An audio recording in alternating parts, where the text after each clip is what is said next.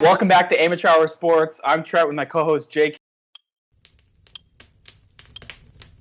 So we're back with another video. We got the top 5 offenses. We're ranking them 1 through 5. We've done the AFC. We've done the NFC. This one is in the entire NFL. And just to keep in mind, we rank them just based on skill players alone, so not including quarterbacks. We're taking the top running back, 2 top receivers, and a top tight end. We've already had some fun with the AFC and NFC. Make sure you check those videos out. But we're gonna talk best in the NFL.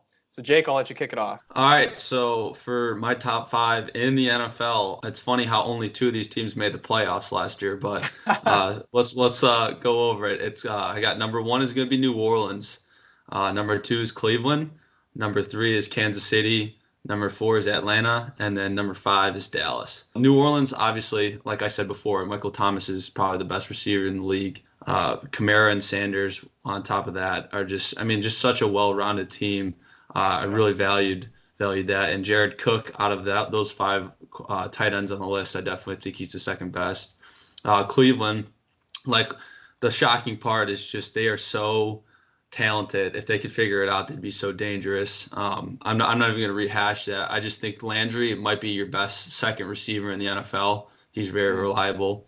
So you got to look at that. Just from a standpoint that Ezekiel Elliott is probably one of the best running backs in the game. I mean, his value is so high in my mind that he brings them onto the board here. I know that we definitely value 2 different things, and I want to hear your reasoning for your top 5 because you're a little bit different. Yeah, I mean, totally. This is why it's so fun to debate because, like you said in the intro, it's like 2 of these teams made the playoffs.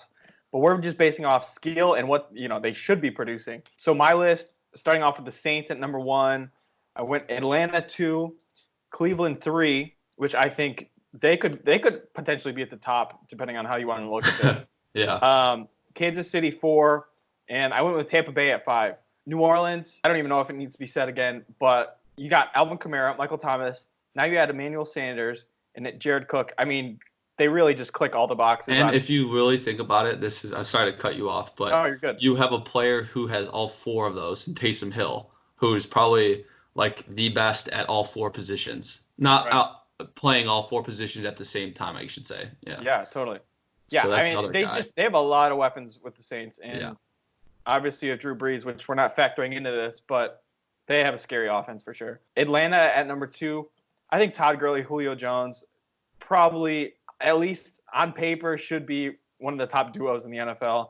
And then you add in Calvin Ridley. And I actually like that addition of Hayden Hurst. I think a sneaky addition trading for him. Like I said, with Cleveland, you could make the argument they should be number 1. I mean, you got Nick Chubb, Odell Beckham, Jarvis Landry, and Austin Hooper, who they just added. Baker has so many weapons available. Yeah. Yet they were still, like 7-9 last year or something. So it's like, they got to figure it out, but talent-wise, skill position-wise, they're there. And number 4 with the Chiefs, I think you have to put the Chiefs in here. Just Damian Williams and McCole Hardman aren't, elite names yet. But when you factor in Travis Kelce and Tyreek Hill, it's just like that just takes them way above. And then Tampa, I think you're sleeping on Tampa. I still think Mike Evans and Chris Godwin are the best duo in the NFL in my mind, production-wise, but I just think I love what Chris Godwin can do after the catch, and you got Mike Evans, who's like 6'5" and can just jump out of the building. Yeah. I think Brady's gonna have some fun with them. Probably his most. He'll have the best talent around him that he's had in at least a couple years with those 2 at receiver.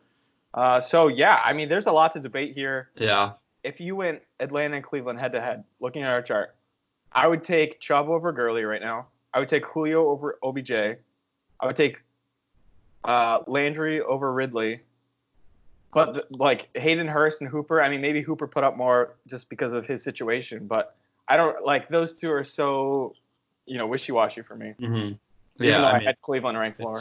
Yeah, it's tough. No, I think I have the same breakdown. Yeah, I just say Julio is top 2 receiver in the league.